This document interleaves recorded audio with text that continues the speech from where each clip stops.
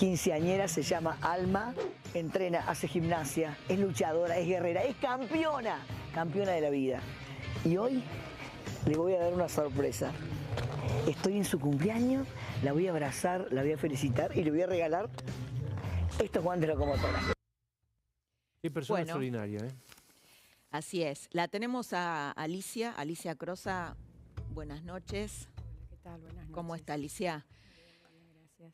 Bueno, ¿quién era Alejandra Oliveras? ¿Quién era la locomotora? ¿Quién era la persona detrás del personaje? Estamos hablando, por si recién te sumás, con la terapeuta de la locomotora, que la atendió hasta los últimos días. Yo en realidad me enteré de esto hablando de otro caso con Alicia. Y ella me dijo, estoy muy triste porque es la primera vez en 48 años. 58. ¿58? 58. Que se me muere un paciente. Así es, sí. Por cierto, es una experiencia muy dura. A mí me costó unos días reorganizarme porque yo además venía de un viaje y hacía un mes y algo que no la veía. Y mientras estuve afuera en el exterior, ella me llamó en 2 oportunidades. Justamente para asegurarse de un momento de encuentro, de una sesión, nada más yo llegara. Y la noté que estaba muy necesitada de hablar, estaba muy necesitada de la sesión. Le pregunté qué es lo que le pasaba y su respuesta fue, estoy un poco cansada. ¿Esto cuándo fue, Alicia?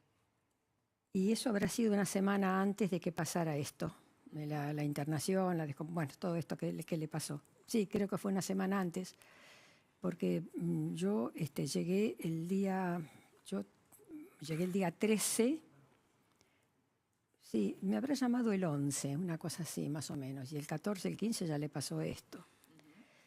Sí, o sea, el psicoanálisis enseña de que todo duelo nos deja deseantes, ¿no? Y yo creo que ella nunca terminó de superar o duelar su condición de haber sido campeona 6 veces. Además, una campeona dentro del rango del boxeo en el perfil femenino. Sí, sí. ¿No? O sea, ha sido una deportista muy importante. Pero usted me contó, perdón, Alicia, que le interrumpo porque me interesa meterme en esto, que la política había tenido que ver con su fallecimiento. Y sí, ¿Por qué? yo no sé si la política tuvo que ver, tal vez la sumatoria de actividades habrá tenido que ver, porque... Recordemos que la locomotora, bueno, santafesina, es convencional constituyente para reformar la Constitución, en el 2021 fue candidata a diputada, sí. Bueno, una figura muy querida, ¿no? Sí, pero veces... ¿por qué? ¿Porque la política es tóxica? No precisamente por eso, no estoy en condiciones de opinar en ese sentido porque no conozco realmente, yo nunca me metí en política ni me meteré tampoco, pero sí sé que para ella funcionó como un plus de actividades en una persona que ya venía de por sí sobrecargada, ¿no? Ella tenía una gran tendencia a cargarse y a sobrecargarse, a veces sin respetar debidamente los tiempos de descanso, eso sí me consta perfectamente. Pero bueno, es lo que se llama... ¿Cuál era su dolor, Alicia? Es lo que se llama un estado de subjetividad en riesgo. A ver si nos traduce. Desde el punto de vista psicoanalítico, la subjetividad en riesgo implica o significa que el individuo siempre está acometido por el riesgo de dejar de ser. Que eso ella quería seguir vigente. Ella quería seguir vigente desde todo punto de vista. Sin darse cuenta de que la vida es la peor de las garantías, si vos no la cuidás la vida. De manera tal que yo creo que se expuso, es la opinión que yo tengo. Yo la veía muy saturada de cosas, muy acometida por esto, por el otro. Mira, a veces, por ejemplo, estaba en sesión, ella venía siempre a la última hora. Y por lo general, este último tiempo llegaba siempre tarde. Por eso yo, en principio, le había dado un turno anterior y se lo cambié para el último horario porque me descontrolaba el resto de la tarde de consultorio. Y bueno, y a veces estaba en sesión, por ejemplo, y la llamaban por teléfono para decirle que mañana tenía que estar a las 8 de la mañana en Santa Fe para una reunión de este asunto de los constituyentes, de todo esto que está. Esto me consta porque le pasó en más de una oportunidad. Y bueno, terminaba la sesión y le decía, bueno, pero por lo menos Alejandra, come algo, cená. No, dice, si ceno no puedo manejar, me quedo dormida en el volante. O sea que se subía al coche y se iba, si hacía 500 kilómetros, llegaba a la 1, 2 de la mañana. Yo le pedía que por favor me mandara un mensajito cuando había llegado para quedarme tranquila, porque me constaba que era una persona que estaba pasada de revoluciones.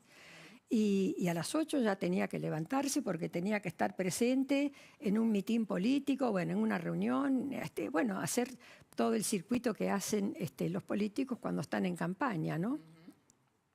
Así que me consta que estaba muy, muy, muy sobrepasada. Ella era sostén de su familia, ¿no? De sus hijos. Sí, sí, sí, efectivamente. Y eso la exigía mucho. Totalmente, sí. Además, la gran preocupación de sacar a sus hijos adelante. Había tenido un hijo a los 14 años. Exactamente. Sí, mira, todo campeón necesita mantenerse dentro del éxito, porque de eso vive. ¿Es una adicción el éxito? Es una adicción el éxito, sobre todo en una persona que ha sido campeona como ella, ¿no? Y que ha sido una figura destacable dentro del ámbito boxístico, porque ¿a quién encontramos con esa cantidad de títulos? Pero lo que sí me acuerdo es que, por ejemplo, su obsesión, podría decir, era mantenerse vigente. ¿Mantenerse vigente por qué? ¿Por una adicción al éxito, a la fama o por lo económico? Ambas cosas. Ambas cosas. Ambas cosas. Y sacar los chicos adelante, ¿no? Eso era una preocupación Hay un libro, constante. me hizo acordar, de Marcos Peña, que se llama El arte de subir y bajar de la montaña, creo que es así, que es bueno, la capacidad de poder también retirarse, ¿no? Que a mucha gente le cuesta ver ese límite. Pero eso le cuesta mucho a un campeón. Un campeón nunca se va a retirar del éxito, porque cuando el éxito termina en cuanto a la actividad efectivamente, trata de mantenerse vigente en la rememoración del éxito y en la demostración de que todavía, de alguna forma, es una figura que llama la atención, que captura la atención. Ella estaba muy necesitada de ese tema. Eso era el no dejar de ser. Su tema era no dejar de ser, ¿no? Y bueno, es esto. Yo lamento enormemente, a mí me conmovió enormemente, sobre todo absolutamente inmerecido, pero me consta, sí, debo decirlo, me consta que ella no se cuidaba desde el punto de vista físico. ¿Y un psicólogo qué siente cuando fallece un paciente que fracasó? Yo estoy en trámite de superarlo. Te puedo decir primariamente algunas sensaciones. Primero, extrañar muchísimo eso y sentir que mi labor no quedó cumplida por la ausencia, ¿no?, de la otra parte. Pero además te tengo que decir algo más. Ella estaba estudiando psicología. ¿Ah, sí? Sí, estaba estudiando psicología en la Universidad de Morón. Y si había algo que ella que trataba de no descuidar, eran los días viernes, cuando tenía que ir a la Universidad de Morón a cursar. Y aquí que los días viernes tenía que huir, porque no era viajar, era huir hacia Santa Fe este último tiempo, hasta tanto esta campaña política en la que estuvo incluida, ¿no? Así que eso creo que la despelotó demasiado. Me contaba recién de los hijos. ¿Los hijos quedaron muy desamparados económicamente?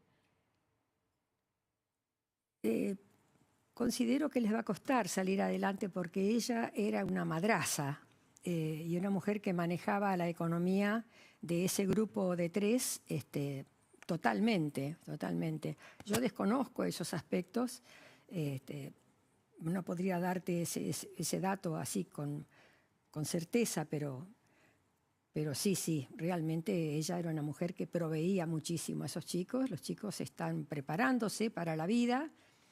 Y ella sostenía económicamente todo eso. Era su gran preocupación. Ahora, sus hijos, ¿no? Sus hijos, o sea, el juntar el dinero suficiente para poder mantenerlo, sostenedora de hogar. Así es. Y además el mayor está estudiando en una facultad es una facultad privada y que tiene un arancel bastante alto. O sea que los chicos quedaron huérfanos, ¿no? No solo de su mamá, sino económicamente. Sí, yo no sé cómo se va a manejar eso, no conozco mucho los detalles, pero sí me consta que ella era la cabeza administrativa de esa familia. administrativa y administradora, y además proveedora. Proveedora, Sí. mujer de las muchas, ¿no? Mujeres Sí. proveedoras Ahora, el que hay mayor en la acompañaba Argentina. muchísimo, sobre todo en todo este tiempo de campaña, le manejaba el auto, la acompañaba, de pronto le salía una charla motivacional en... Bueno, ahí quiero ir, ¿no? Porque ella últimamente tenía esta beta de dar charlas motivacionales. Entonces uno tenía la sensación de que tenía su vida resuelta, pero dentro de ella, por lo que usted cuenta, en realidad parecía más una mujer rota, ¿no? Vamos a escuchar lo que decía la locomotora. Digo a la gente, levantate, luchá, peleá, porque la vida es cortita, es una sola y se nos va. Y todos nos vamos a morir. Todos nos vamos a morir. Y vos no sabés cuándo te vas a morir. Viví ahora y construí, pero con fuerza, con energía. No mires para atrás, no te sirve de nada. La vida es hermosa. Lucha por tus sueños. Dale para adelante, hacé amigos, reíte, disfrutala. Y el día que te vayas, ¿sabés cómo me quiero ir yo de este mundo? Cagándome de risa, diciendo, puta que valió la pena, y dejé huella. Bueno, ¿y qué había detrás de Voy a esto? hacer una interpretación post-mortem. A ver. Yo creo que ella en ese discurso en realidad se estaba hablando a sí misma. Es decir, ella necesitaba motivar para motivarse. ¿Sí? Era una máquina de hacer cosas. Un personaje estrafalario, si querés de alguna manera, ¿no? Yo nunca tuve un paciente así, con estas características.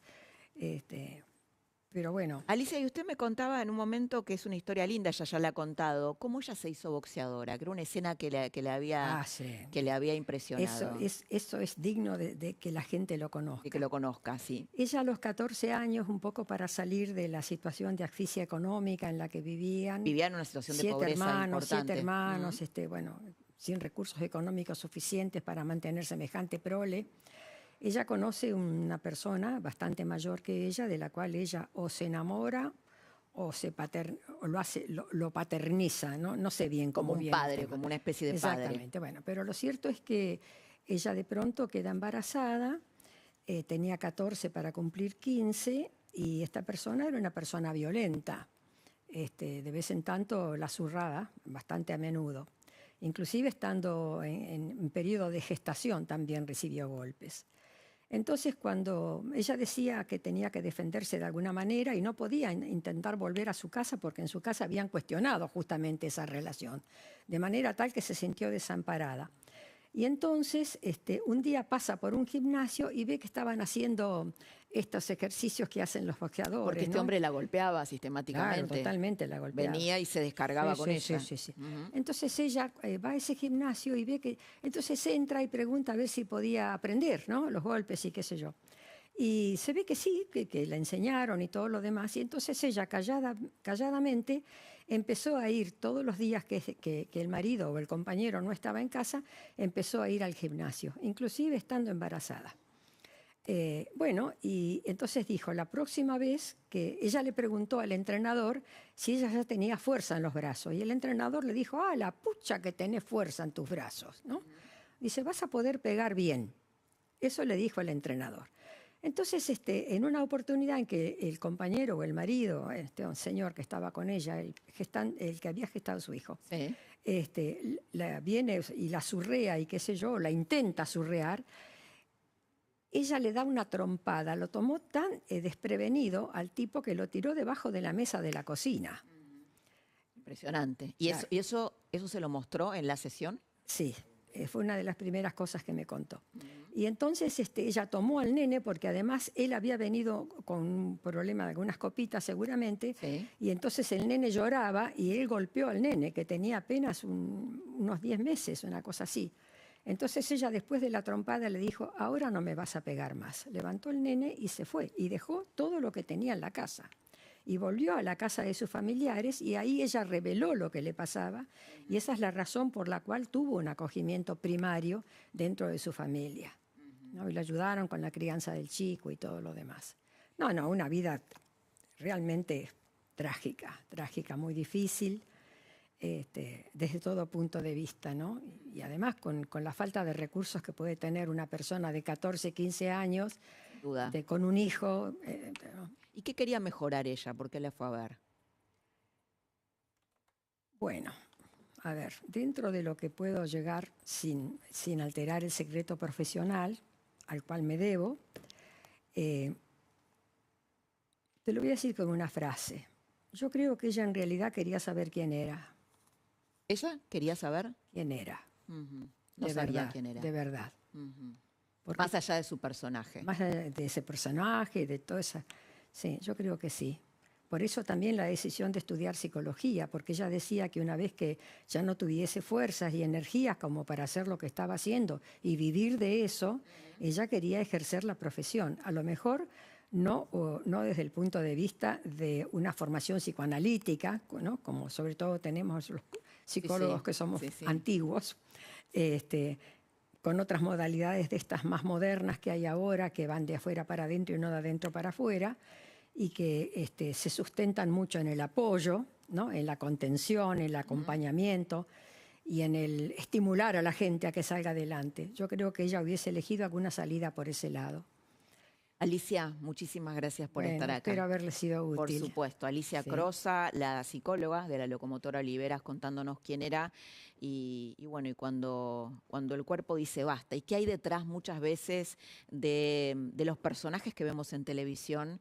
Que uno ve tal vez una persona y se la imagina de determinada manera y internamente tiene dolores que uno no sabe y no los conoce. Gracias, Alicia. Sí, tal cual. Porque la vida, reitero, la vida es un lugar sin garantías, de manera tal que hay que protegerse de eso.